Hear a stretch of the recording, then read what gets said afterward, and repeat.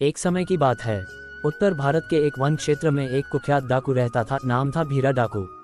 लोग उसका नाम सुनकर कांपते थे, लेकिन कहते हैं ना, जब प्रभु को दया आती है तो पापी भी पुण्यात्मा बन जाता है। कथा शुरू होती है। एक दिन राज सैनिकों ने भीरा डाकू का पीछा किया। वो भागता भागता एक गांव में पहुंचा जहां एक भागवत कथा चल रही थी। बिना सोचे समझे वो उस कथा मंडप में छुप गया।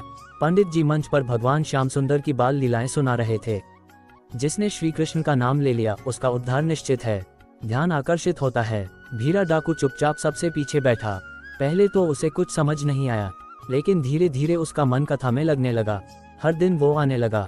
कथा के शब्द जैसे उसके हृदय को छूते जा रहे थे। परिवर्तन की शुरुआत। एक दिन पंडित जी बोले, श्याम सुंदर केवल भक्तों का ही नहीं, पापियों का भी उद्धार करते हैं। जो सच्चे मन से पुकारे वो स्वयं चलकर आते हैं। भीरा के हृदय में बिजली सी कौंधी।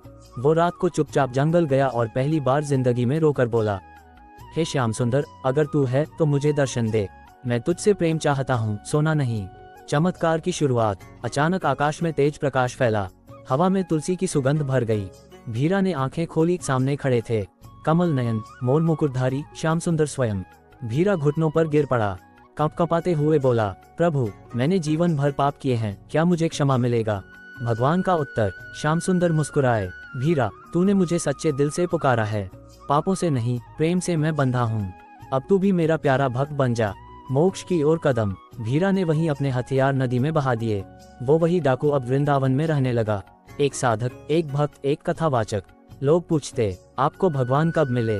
वो मुस्कुरा कर कहता, जब मैंने धन को छोड़ा और प्रेम मांगा तब प्रभु मिले। अंत भावपूर्ण ढंग से। तो प्यारे भक्तों, कभी घबराना मत। भले ही जीवन में कितने भी पाप क्यों ना हो, अगर एक बार मन से पुकारो तो श्याम सुंदर अवश्य आते हैं, क्योंकि उनका नाम है दयालु, करुणा।